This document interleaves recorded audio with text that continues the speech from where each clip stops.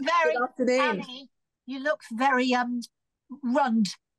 That's what you look. You look like you've been running. I have. I've done the Vitality 10K this weekend, last weekend. So, with thousands of people. And I actually ran with a guy called George Naylor, who's a photographer. He's 30. I was like, oh dear, because my husband wouldn't do it with me. So I asked George, and he's like 30, full of muscles, and he came running down. And I was like, oh God. But I held in there. I like that.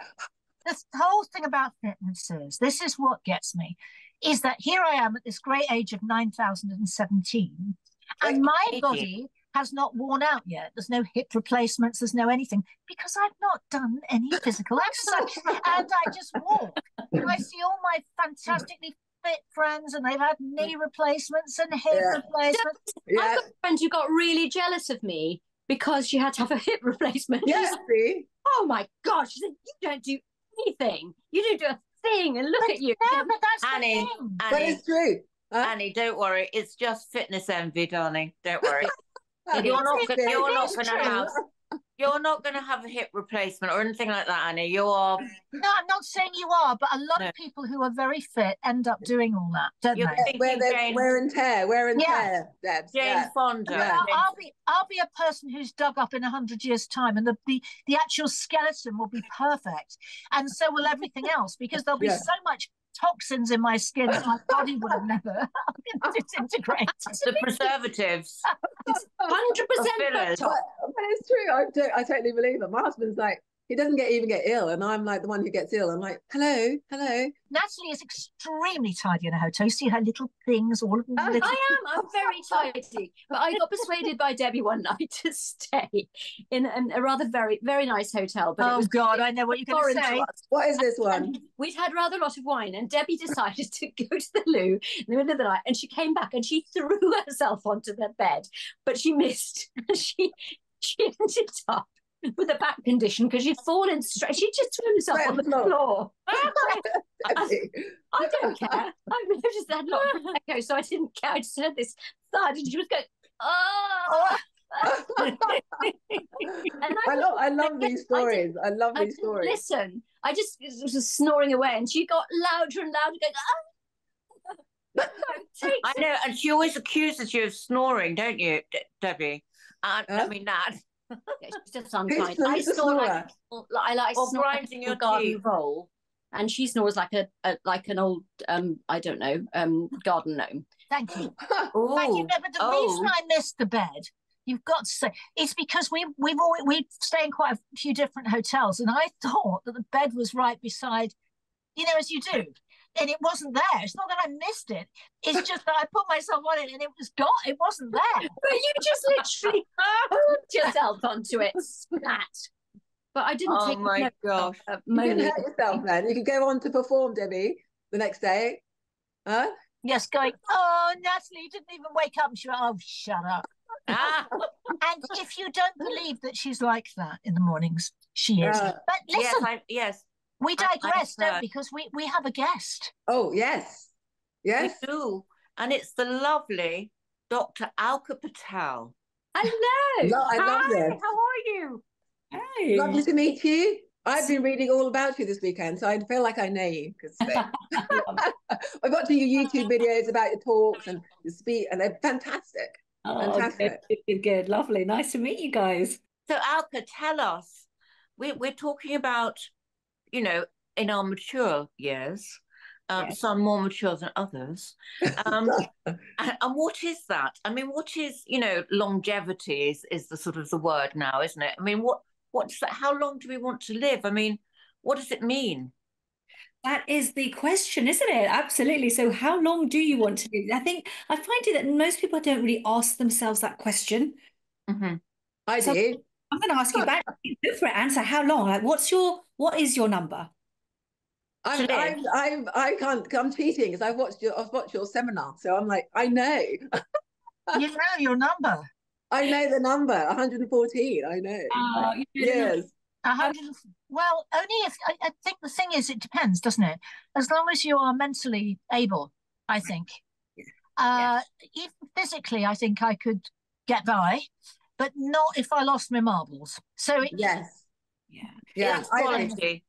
And this is so rich about the longevity space and talking about longevity. So back to your question, dear, like what even is longevity? And it's exactly that. It's about adding years to your life. Yes, why would you want to leave this planet early?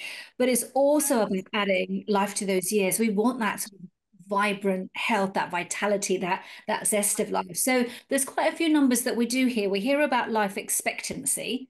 And that number is it's based on current data. It's how long a human's expected to live based on health data that we know so far. And that varies around the world. So in the UK at the moment, I think when I last looked, it was something like 79 for men is average life expectancy and 83 for women. So there's definitely a kind of gap. But then when I see numbers like that, I'm like, oh, is that long enough?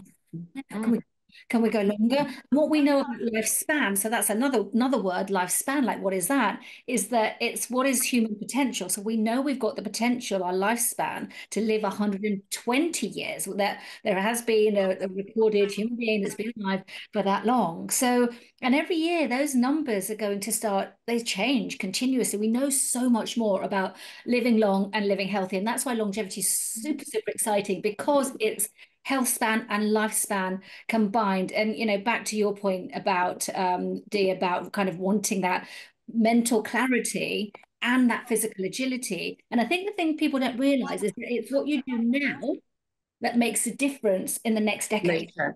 Yes. Yeah. You've got to think in advance. You can't wait for that moment to go, oh, if only I'd done that in my 20s, 30s, and 40s. If only I'd done that when I was young and youthful. So does it make a difference if you aren't, because we were talking just before you came on about exercise and lack of it. Is it never too late to start? That is a great question, and the simple answer to that is obviously yes, isn't it? I mean, it's never too late to start anything. And interestingly, some of the gains that you get are greater when you've left things for a while. So what I mean by that, for example, is when you look at weight, it's such a classic topic everybody wants to talk about all the time. So people who've got a large amount of weight that they want to lose do really well just starting at any point. Like, it's never too late, right? Compared to if you want to kind of, how hard it is to lose those few extra kilos or those few pounds, it can feel much harder for that last bit. So it's not about like, oh, I've got too much to do, I won't do it at all. It's super important to start exactly where you are. And it's always now is the exact time to do that. And how much does nutrition play a part in our longevity? Oh, hugely. There is sort of this thing about, you are what you eat, and we hear about all of that. And it's much more intricate than that, though, Anne. It's not so much you are what you eat, it's also you are what you absorb, right? Because there's so much that goes on now with our gut and our gut health. And it's one of the tests that I love doing. So I do a lot of testing because we're now in this time when we can literally see the unseen, right? We can see like all the microbes in our gut and completely understand what they're doing for us. And this is kind of where longevity science and the longevity space is really sort of starting to take hold, is with that sort of level of data analysis and testing and tracking your health. And nutrition plays a huge part. I mean, the diet wars are going to go on forever and ever, aren't they? Keto and paleo and vegetarian and carnivore, but it's not about that at all. I really believe it's about one thing, and that one thing is you. Full stop. Right, full stop. N equals 1. You are the most important person. What do you know about yourself? How you're made, how you function. Yeah. And I think that's one of the problems that we have, if you like, with doctors, is that you fit into a certain category all the time. And I think, and especially with so many women are on thyroxine, and that's what they give you, and that's what I've started to take, oh God, years and years ago. But my grandma was never given it because she was always sort of borderline. I think I was borderline. They just put me on it, and that was it, and you're on it for life. And you think, but actually, how does anyone know what borderline is for you? Because unless they're taking your bloods from when you were born, you might have always had different. Exactly. Your norm is different to everybody else's. Yes. My mother had an overactive thyroid. My grandma had an underactive thyroid. It's a kind of thing but my grandma was never treated. And my mother had her thyroid removed, as Dee's mother did. And I wonder if it was a thing that they did in those days because they couldn't treat it any other way. I mean, what year did your mum have hers removed? Can you remember, Dee? Maybe the 60s. My mum was the 70s. And so I think at that time, with people with overactive thyroids, they removed them. They didn't treat them. They didn't give them medication. And now there is medication for it, isn't there? Yeah. There is medication for sure. But even more than that is if you look at the underlying processes on an underactive thyroid, it's all about autoimmunity. No, this is overactive. Overactive. Yeah, there's something about you that's fighting you. So when I say encourage people to ask the question why, is what's going on at that cell level? Why am I raising there's so much inflammation in my body that my immune system is so activated all the time? And then back to your point, Anne, is actually food is a big part in that. Yeah. Stress plays a huge part in that. Sleep plays a part in that. Let's look at all of that lifestyle, and can we actually reverse your diagnosis so that it doesn't even exist for you anymore? But you know the blue zones where people live the longest, right? I've watched that, yeah. Yeah, and I love all that. But the thing is, you don't see the oldest and the eldest people there, you know, doing the bloody marathon, do you? They kind of just go on with their everyday lives. Oh yeah, I was in Costa Rica not this summer, last summer, and went to a farm and met a man who was a centenarian, over 100, and the next 7 generations after him, and the grandchildren, I can't remember which generation, but they were climbing trees and picking dragon fruit. They were milking the cows. They were physically active. They didn't have dumbbells. They literally didn't need it. And I know the argument is always, listen, that's, you know, rural and it's Costa Rica and it's farming and we can't bring that back to urban life that we're so used to over here. But we can, right? Yeah. In our day-to-day, like I'm standing up for this conversation today, right? Yeah. So this is exactly. How much does our stationary lifestyle in modern society affects our health? Because we sit down far too much, don't we? We sit down to go out, we sit down at restaurants, we sit down to go for a drink now. We sit down. We don't dance like we used to. But back in the day, I sit down when I go for a walk. Yeah, exactly. You know, my mother, my grandmother, they went to dance halls. Now we go to restaurants, don't we? We sit down. We get work, we sit down. You know, we're sitting down a lot more, aren't we, than our generations before us, previous generations. Oh, hugely. And it's such a small thing to do, but you've got to be mindful of doing it. So I've got this sort of stand-up desk and I set it to stand up before I leave my room so that when I'm here the next morning, I'm not automatically sat down, right? I'm not going to stand all day because there's, you know, you've got to get that right as well. But you add, this is a really interesting, if you sit, if you know, let me think about which way around to go, 3.5 hours, you want to be sitting less than 3.5 hours a day so that you then add 2.5 years to your lifespan, right? Wow. That should be an app that tells you, get off your bottom. Can I just throw something into the mix here? So recently, I had my bloods done. I was like a case study with bloods and saliva for my DNA, right? Yeah. And I went along and I had this analysis done, and the guy who was running this clinic, they've got clinics all over the world apparently, said to me, well, you know, the good news is you've got the longevity gene, because my family tend to live until then in their 90s, 100s, whatever. But he said, you know, the big thing is that with the blue zones and all that is the interaction of people, the community. Yes. He said, I'm a doctor and I can tell you about health and I can tell you about nutrition and exercise and all the rest of it. But the big one is positive people. Community. I went through my own horrible burnout phase. And it was through that time that I had to recover and I had to figure out like how. And all of those kind of led me to a lot of research and looking into what are those elements in your lifestyle that are going to give you that resurrection, that vitality and that energy. And one thing that came up, it was exactly that. It was about your connections. Yeah. And loneliness kills. Like this is, you know, fact. Loneliness kills. And also for me, I think, again, what connections? Positive people or negative people that drain your soul. Again, it has a massive impact on my well-being. Eh? Yeah.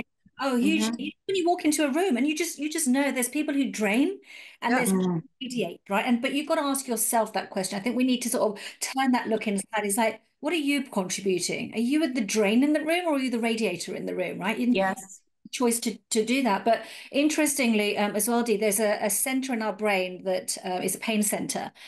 So when you cut yourself and it hurts, there's a pain center in the brain that lights up, and it's the exact same pain center that lights up when you're lonely.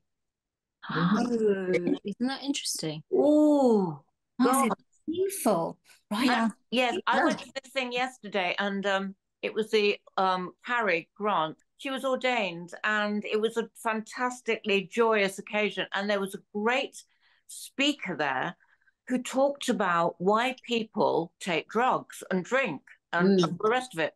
And it's all about, the same effects as when you're in love or when you're loved.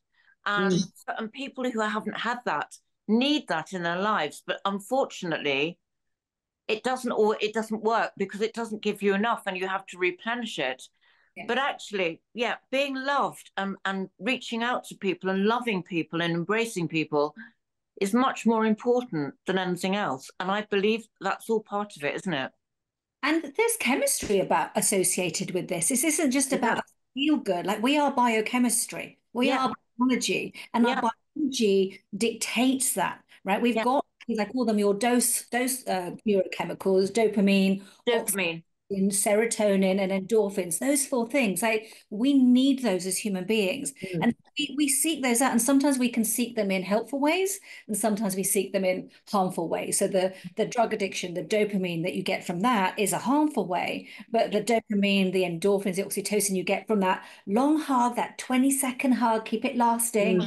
You feel it, you will release that oxytocin like a mother releases with her baby, right? I call those your happy hormones. They're happy hormones, aren't they? Yeah. I call them.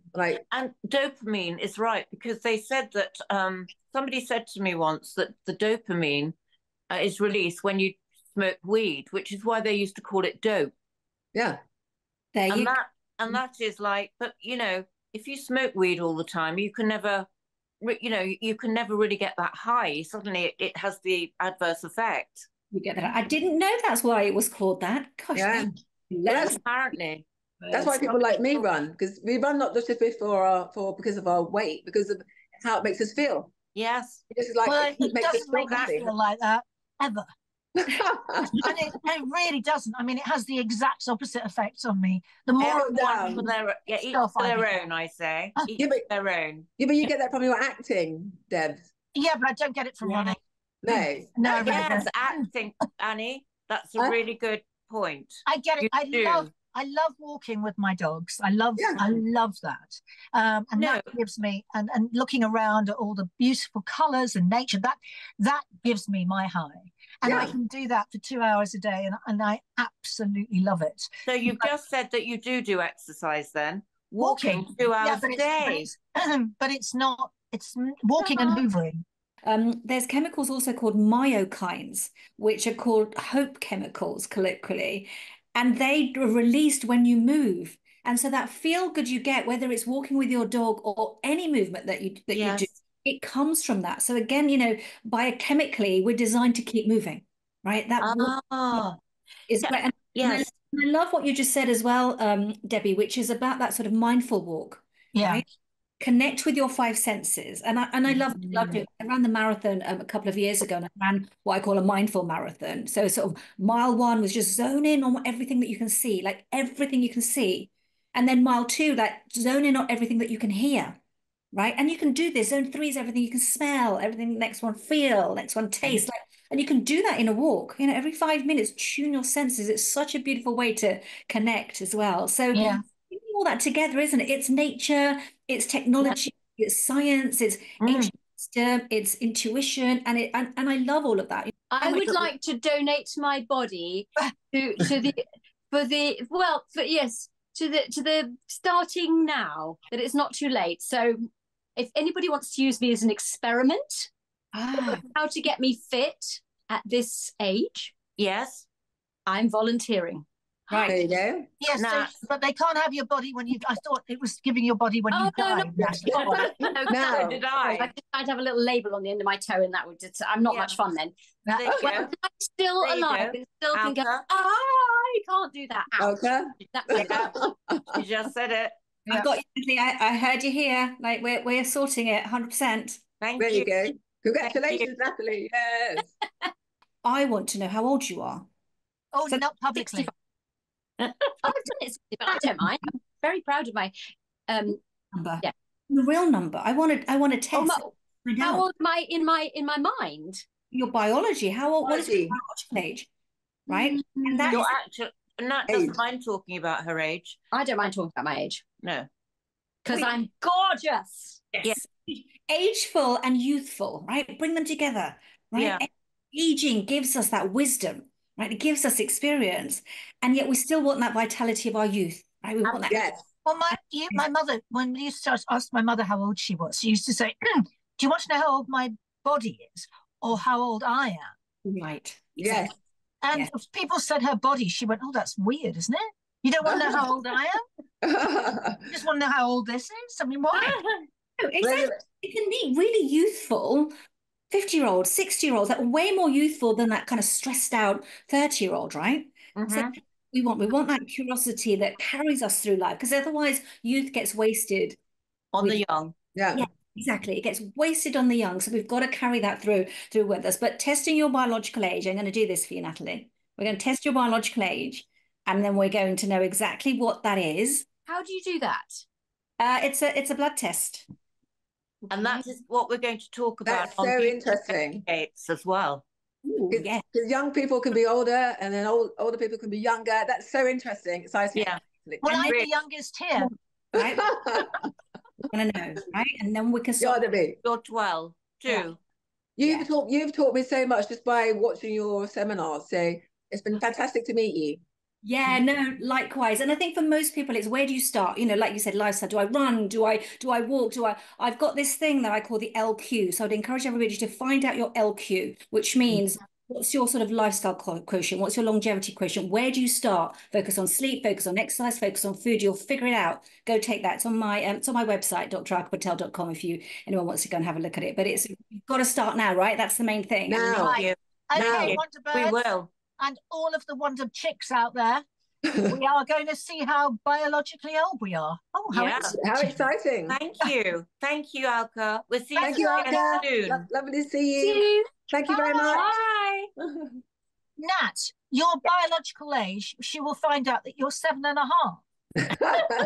Mentally, yes, but I want to do this. I want to do this, but I can't say that it doesn't make me a little bit nervous. Why? Because, well, I eat very healthily. I sleep. I'm a terrible sleeper because I like to, look at YouTube late at night and stupid cat videos. And I don't know. I eat healthily. But you drink healthily. I walk, but I don't. I think there's a lot of room for improvement. And I have a feeling that it won't be good news.